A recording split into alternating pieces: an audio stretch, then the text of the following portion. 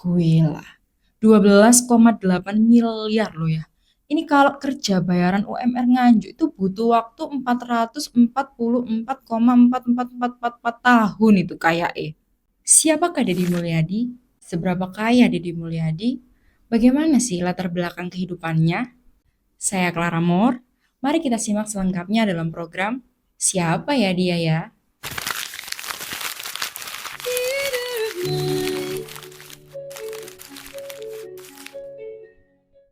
Akhir-akhir ini sering lalu lalang Gubernur Jawa Barat yang viral banget di medsos, dikenal dengan sapaan Kang Deddy atau inisial KDM.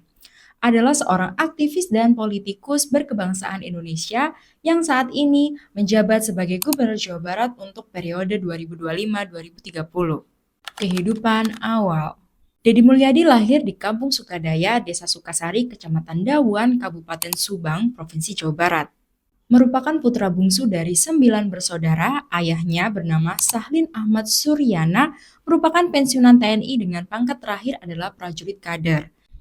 Sang ayah hanya bisa berkarya di kemiliteran sampai usia 28 tahun karena sakit, diduga karena diracun mata-mata Belanda saat masa kolonial. Bangsat emang kakeknya Marco van Basten ini. Sedangkan ibunya, yaitu Karsiti, yang tidak pernah mengenyam bangku sekolah adalah aktivis Palang Merah Indonesia. Jadi ibunya lah yang menjadi tulang punggung keluarga ketika ayahnya berhenti bertugas di usia muda. Dengan segala keterbatasan, ibunya bekerja keras demi memenuhi kebutuhan keluarga. KDM menempuh masa SD hingga SMA di kabupaten kelahirannya yaitu Subang, mulai dari SD Subakti di tahun 1984, SMP Kalijati di tahun 1987, dan SMA Negeri 1 Purwodadi pada tahun 1990. Selanjutnya, KDM melanjutkan pendidikan tingginya dan diselesaikan di Sekolah Tinggi Hukum Purnawarman, Purwakarta dengan meraih gelar sarjana hukum pada tahun 1999. Selama berkuliah, Deddy Mulyadi juga pernah menjadi aktivis dan menjadi Ketua Himpunan Mahasiswa Islam Cabang Purwakarta. Karir politik. Deddy Mulyadi memiliki pengalaman panjang sebagai pejabat publik. Kiprahnya menjadi bupati bermula setelah dirinya terpilih pada Pilkada 2008 dengan menjadikan Dudung Bakhtiar Supardi sebagai wakilnya di pemerintahan. Sebelum diangkat menjadi bupati, Deddy terlebih dahulu berkarir sebagai wakil bupati dan legislator di Dewan Perwakilan Rakyat Daerah Kabupaten Purwakarta pada tahun 1999 hingga pengunduran dirinya seusai terpilih menjadi wakil bupati Purwakarta. Pada pemilu selanjutnya, ia kembali terpilih untuk masa jabatan kedua di periode 2013-2018. Secara demokratis, Deddy ditetapkan menjadi Ketua Dewan Pimpinan Daerah Partai Golongan Karya atau Golkar area Jawa Barat untuk masa bakti tahun 2016 hingga tahun 2020 menggantikan posisi Irianto Syafiuddin. Pada saat Pilgub Jabar 2018, ia diusung oleh partainya Golkar untuk menjadi calon wakil gubernur Jawa Barat mendampingi wakil gubernur petahana yang juga kader Partai Demokrat yakni Deddy Mizwar. Jadi mereka ini berdua ini rencananya akan diusung dan Deddy Mizwar menjadi gubernur Jabar, kemudian KDM sebagai wakilnya. Namun sayangnya ini gagal. Pada saat Pilgub Jabar 2024, Deddy yang sudah pindah ke Partai Gerindra kembali dicalonkan menjadi calon gubernur yang diusung oleh Koalisi Indonesia Maju, di mana dalam koalisi tersebut terdapat Partai Golkar, yaitu partainya terdahulu. Deddy kali ini berpasangan dengan Erwan Setiawan. Dan pada akhirnya di tahun 2025, di tanggal 20 Februari 2025, Deddy Erwan resmi menjadi gubernur dan wakil gubernur Jawa Barat. Jumlah kekayaan. Berdasarkan data yang tercantum dalam LHKPN pada tanggal 20 Agustus 2024, total kekayaan KDM dilaporkan mencapai 12,8 miliar rupiah. Gila, 12,8 miliar loh ya.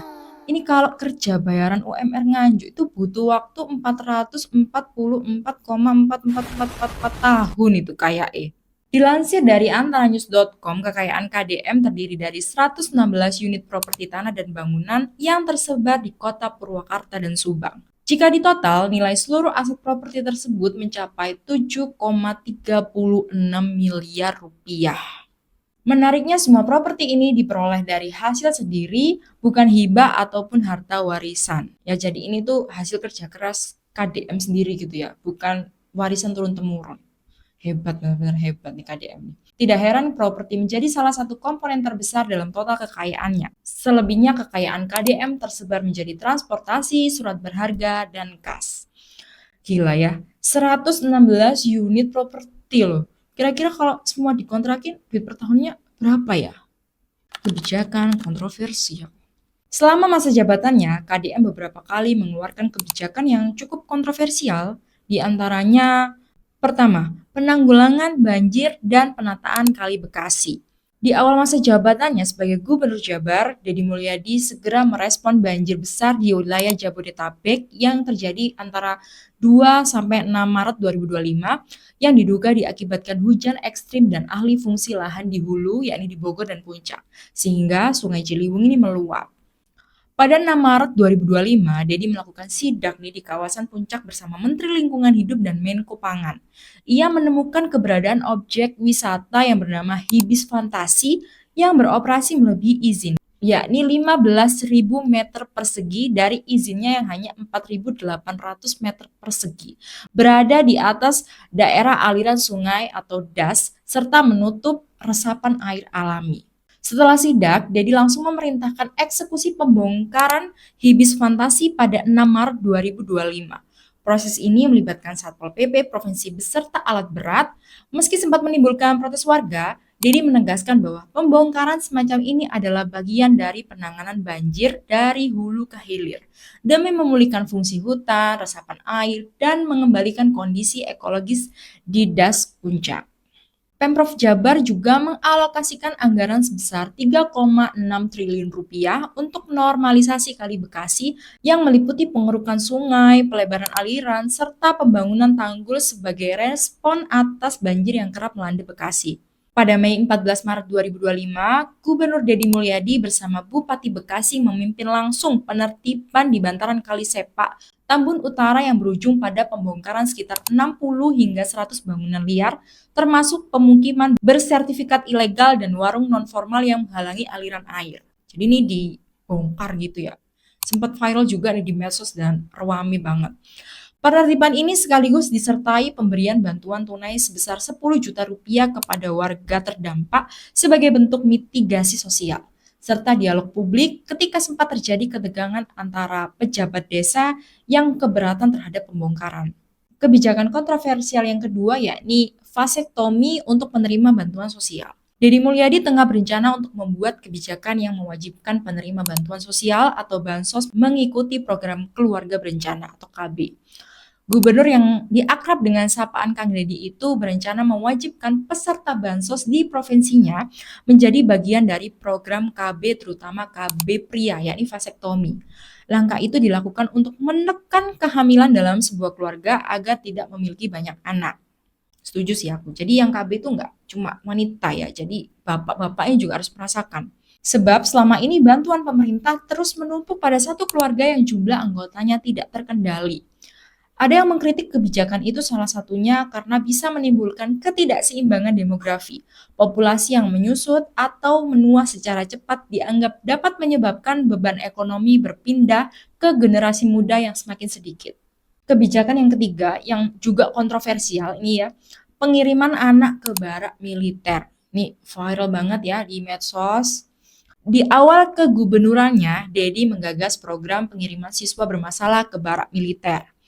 Program ini kemudian memicu perdebatan luas di kalangan masyarakat dan pemangku kepentingan pendidikan.